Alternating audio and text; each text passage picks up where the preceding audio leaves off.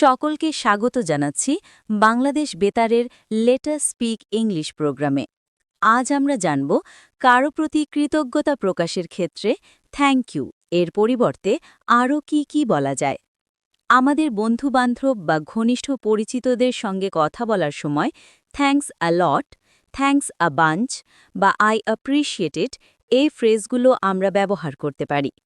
তবে আরও সুন্দরভাবে কৃতজ্ঞতা প্রকাশ করতে চাইলে আমরা বলতে পারি I really appreciate it, much appreciated.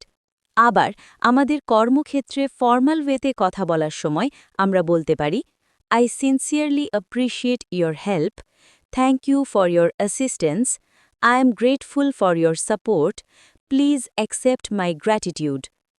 কারো প্রতি অধিক কৃতজ্ঞতা প্রকাশ করার ক্ষেত্রে বলা যেতে পারে I can't thank you enough. I'm truly grateful. Or, I deeply appreciate what you have done.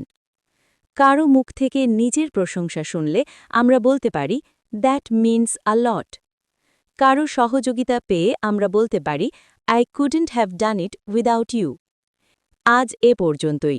পরবর্তী পর্বে আমরা নতুন কোনো বিষয় নিয়ে আলোচনা করব। সকলকে অশেষ ধন্যবাদ বাংলাদেশ বেতারের সাথে থাকার জন্য।